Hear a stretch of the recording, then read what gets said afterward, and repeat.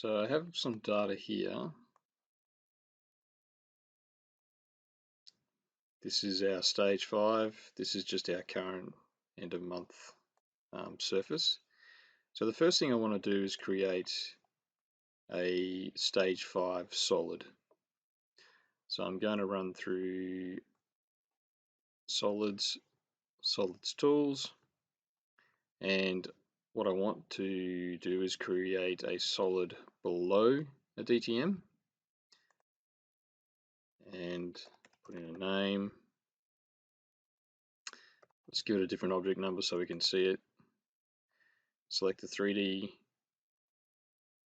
which is just a solid, and DTM, which is just a surface.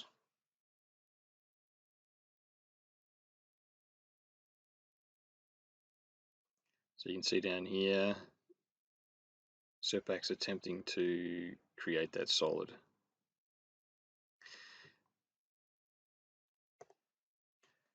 Now let's just save this solid. Stage 5. Clicked. And we'll save it as an STM file. Nice and neat STM files, just a single file for the string, DTM, and styles. And let's just run a validation on this so we can see where all the problems are. I'll just create it to the message window. Okay, so I've got object 2, trisolation 1, 2, 3.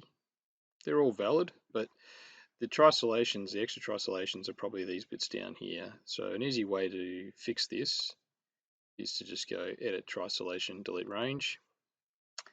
I'm dealing with object 2, and I want to get rid of everything that's trisolation 2 to 32,000. Now, how do I know what's what? If you don't know, an easy way is to go inquire triangle properties. And you'll see I've just clicked on this large object, object 2, trisolation 1. So I can get rid of trisolation 2 to 32,000 without any problems. And there we go. So this is now a valid pit shape that I can use. It's probably worthwhile saving again after every successful operation. Overwrite what's on the hard drive. Now, the next thing I really need to do is probably delete redundant points. So if I was to plot out markers, you can see that in this shape there's markers left behind from, just from the points where it's been clipped on this solid. So always a good idea when you do any intersection, just to edit object, delete redundant points, and all those redundant points disappear. So now I can save this again. And it should still be a valid object, but I'll run through a validation and we should end up with a single object 2 trisolation 1 closed and successfully validated. So now that we have our stage 5 solid, we need to create bench solids, which is essentially just taking this solid and slicing it through at an elevation to create the individual bench solids. So if I was to have a quick look at the elevations here, we've got 425, 415, and 400 down the bottom. So what I might do is go from this upper level here, which is the 425, down to the 415. Well, essentially I'll take everything from the 415 up. Easiest way to do that is with a function called clip by principal plane. Okay, and I do have macros to automate this process, but we do an elevation plane, and the minimum extent is going to be 415, and we'll just take that right up to the max extent, whatever that might be. We're going to retain inside, and we're going to create a new storage layer. So let's call this the bench 415, for example, and press apply on that. Oh, and if you want to see the actual area, you can rotate your data around and you can see what's going to be taken in that slice. There we go. So this is now our 415 bench solid. So I'm going to save this bench 415. Again, I'll save it as an SDM file. If you're always going to save things as an SDM file, you can actually come into here, plug in preferences, go over your SDM, and set SDM as the default. So that's fine. So now that we've saved it, let's run a validation on this object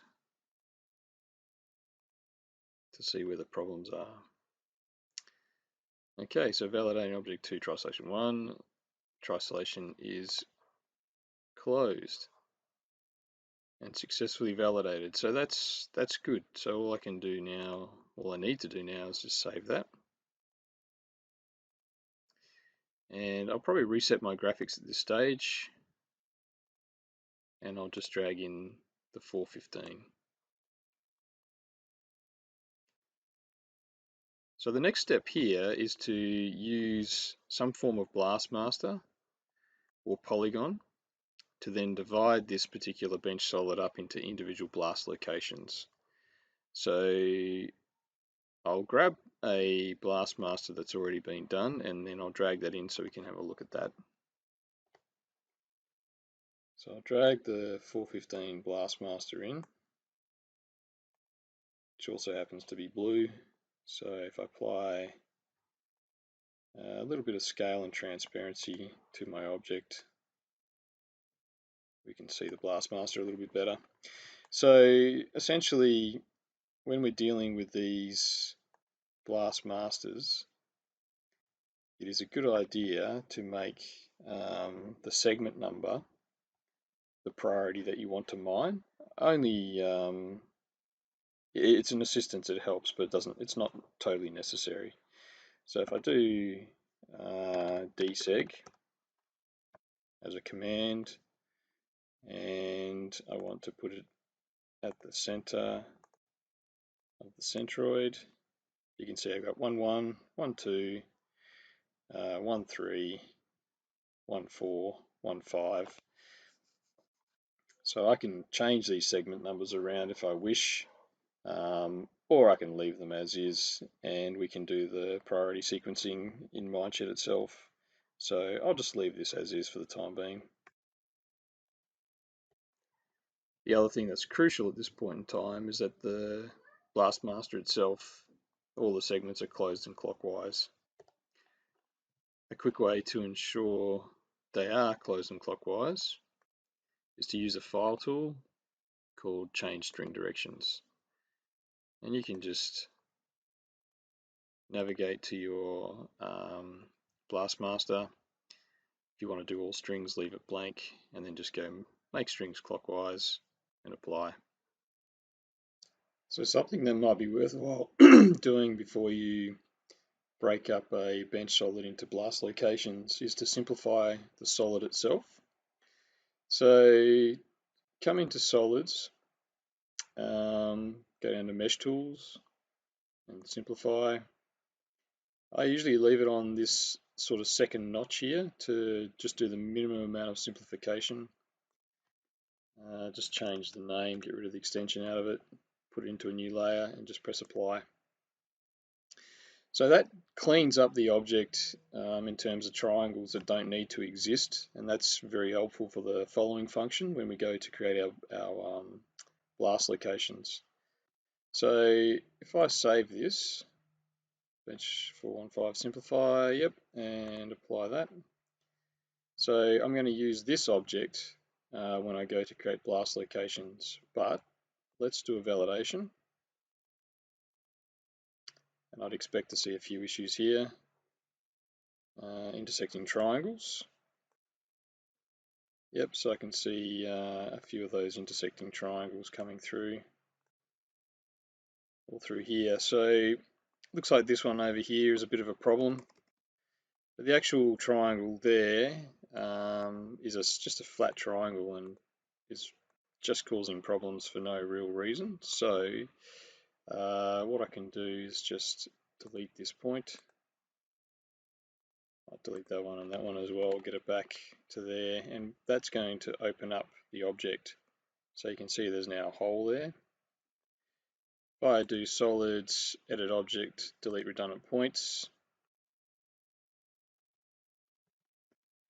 Okay, and now if I do solids, validation, validate auto solid, repair.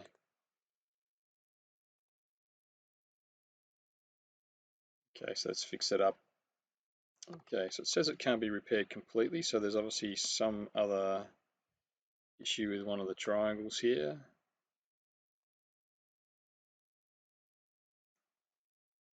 So what I might do in this instance is just go hide all validation edges. Yeah, and I think it's probably something to do with the triangles in here. So one thing you can do is use this tool to select triangles that don't need to be there. And I could probably do the same with this one here, this triangle here. So use that tool and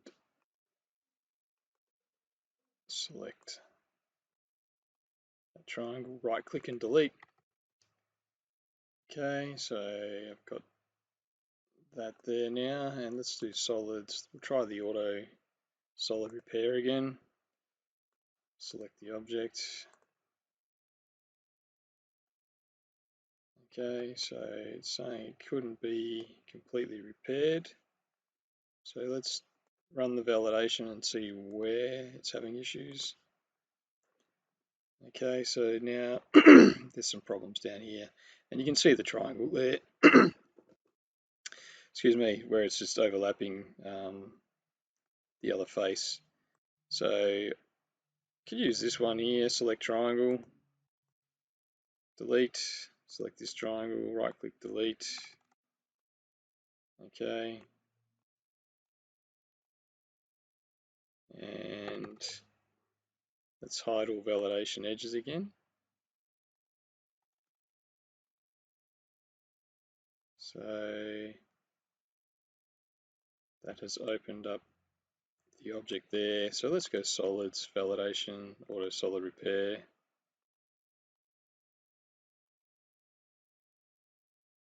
Okay, so object 2 trisolation 1 was repaired successfully.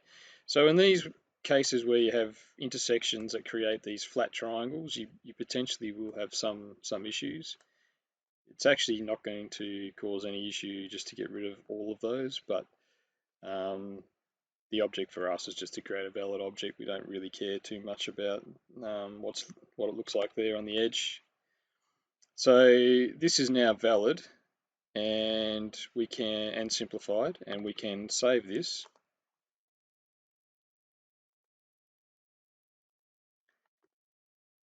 Yep, let's just do one more check.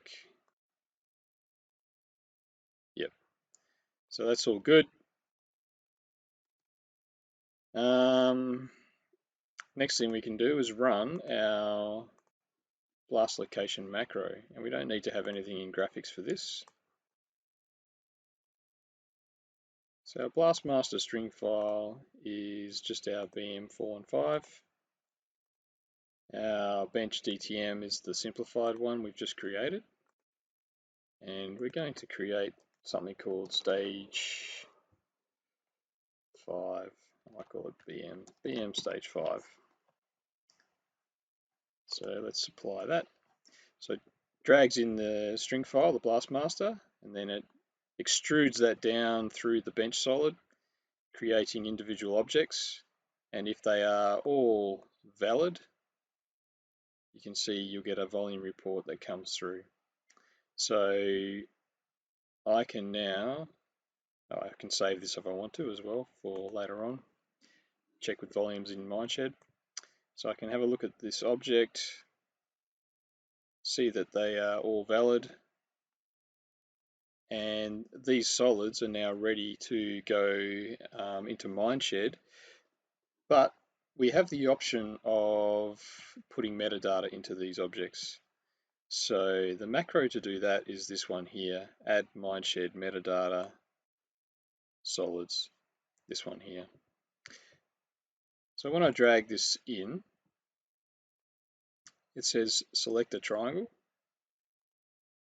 and it gives me the option to create metadata inside each of these objects for the blast name, the blast ID, the collection, the mining direction, and the mining priority. So the blast name and blast ID will be concatenated together to create the blast location. So in this case, it would be stage 5 and 415001. So if I was happy with that naming convention, I could just apply that. The collection is going to go into my stage 5 collection, so this will get created automatically for me. And my mining direction is something that I should probably work out beforehand. I can change it in MineSched, but I can also work it out beforehand and then populate it as I go. Let's just say 160. Mining priority can start at 1. So you can see that one there has now disappeared off my screen, and that's had metadata added to it. So select a triangle again, so say this one here. You can see that this has been incremented to 002. This is now mining priority 2. Let's do this one, 3, 3. This one, 4, 4, and last one. So I didn't worry about the mining direction too much. Now if I press PO for plot object and just draw them back on the screen, I can then use my select tool to select segment trisolation. And if I click on this and show my properties, which is this one, you can see this is object 3 trisolation 1. This is all the normal DTM information. And here is my SDM user data or metadata information. So the blast name, you can see that it's concatenated, stage 5, with the actual blast ID, so 415004. The collection is going to go into my stage 5 collection. Mining direction, I just set it to 160, and the mining priority for this particular object was 4.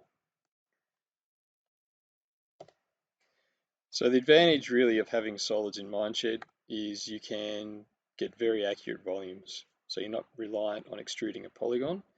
You can partial the actual block model with the solid.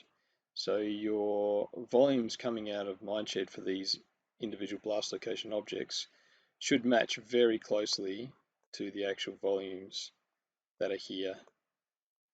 Okay, and that's a good check.